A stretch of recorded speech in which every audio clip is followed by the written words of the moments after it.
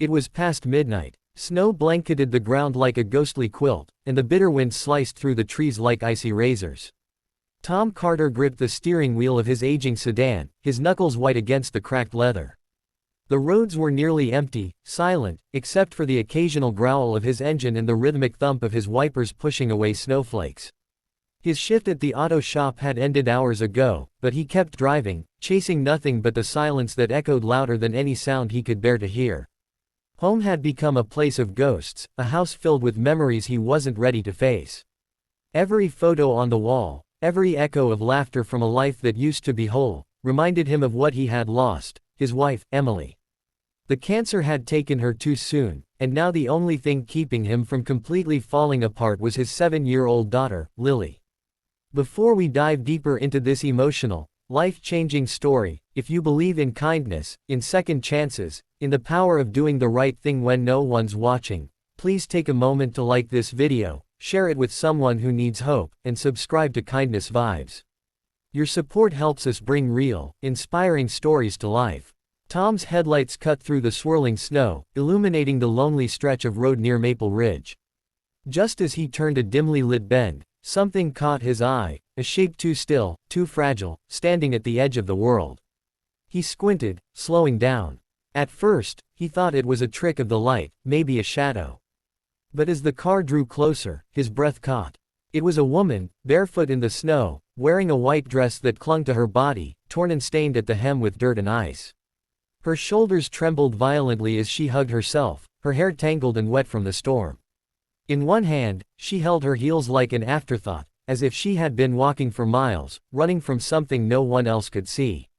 Her eyes, wide, glassy, and haunted, met his for only a heartbeat before she looked away, ashamed or afraid. Maybe both. Tom slammed the brakes, the car skidding slightly before stopping a few feet ahead of her. For a moment, he sat frozen, his breath fogging up the window. Every instinct screamed at him to keep going. But something stronger, the same quiet voice that had guided him through his darkest nights, told him to get out. The cold hit him like a wall when he stepped outside, cutting through his clothes, biting his skin. The woman flinched as he approached, her lips pale, her body shaking uncontrollably. Without a word, Tom took off his jacket and wrapped it around her shoulders. She didn't speak. She didn't even thank him. But the way she held the jacket close, as though clinging to the last bit of warmth in the world, said everything. He guided her to the car, opened the passenger door, and helped her inside.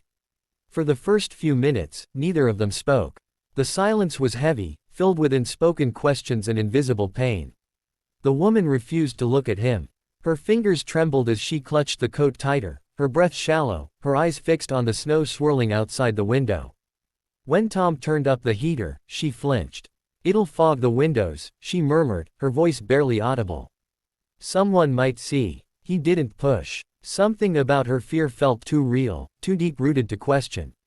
He drove toward town slowly, trying to piece together what kind of story could lead someone to walk barefoot in a blizzard wearing a wedding dress. It wasn't until she whispered her name, Elise, that he began to understand. Elise was supposed to be married that day. The wedding had been televised, the kind of fairy tale event people dreamed of. Chandeliers, cameras, champagne, and a groom whose fortune could buy empires. Martin Grayson, billionaire hotel mogul, beloved by the press, envied by everyone else. Elise was to become Mrs. Grayson, a name worth more than most kingdoms. But behind the glamour was a truth she couldn't live with.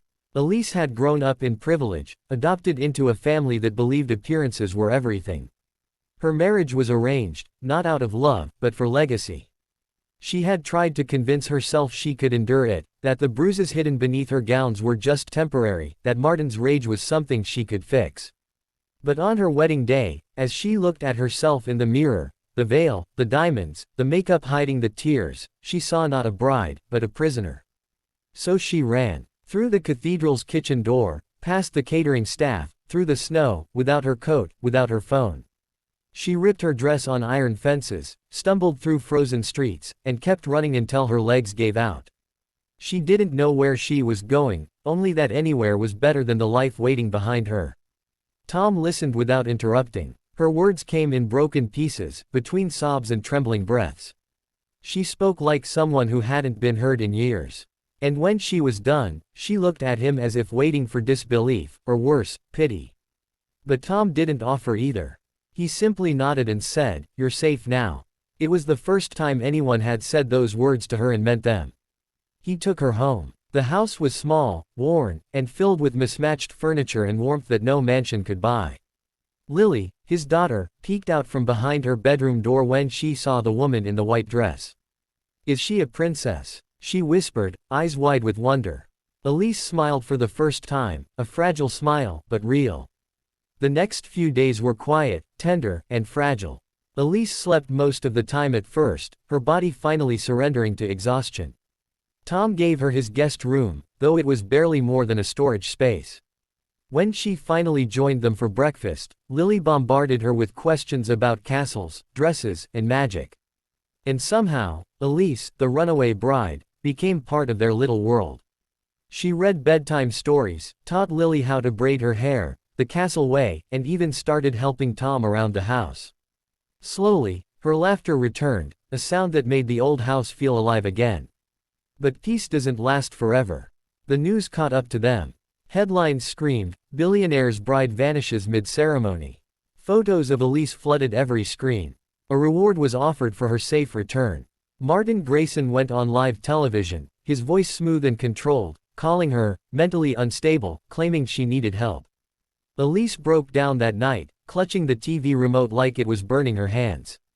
"If they find me," she whispered, "they'll make me go back. You don't understand what he's capable of." Tom did understand, maybe not her exact pain, but the feeling of losing everything.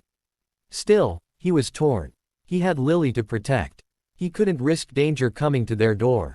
But then Lily said something that changed everything. "Daddy," she said softly, "you always tell me that good people help sad people. Miss Elise is really sad. Please don't let the bad man take her." Those words struck him deeper than anything. So he made a choice. He contacted an old friend, a lawyer who specialized in domestic abuse cases.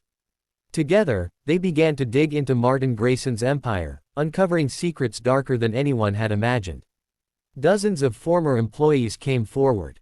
Photos, documents, testimonies, proof of the monster behind the charm. It wasn't just about Elise anymore.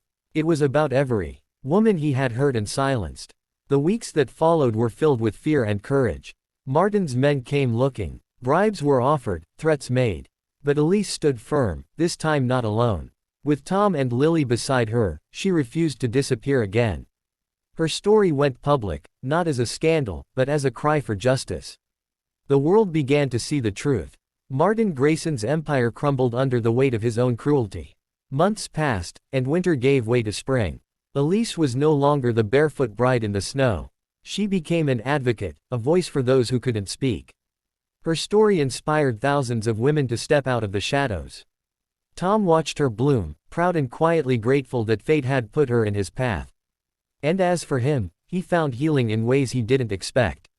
Through helping her, he learned to forgive himself for the nights he couldn't save Emily, for the pain he couldn't erase. Lily laughed more now. The house was full again, not just of sound, but of life. On warm evenings, they'd sit on the porch, watching the sunset melt into gold. Elise would smile, and Tom would think about how sometimes the universe doesn't send you what you ask for, but what you need most. If this story touched your heart, if you believe in compassion, second chances, and the quiet power of kindness, please like, comment, and share this video. And don't forget to subscribe to Kindness Vibes, so we can keep bringing you real, unforgettable stories that remind us what it means to be human.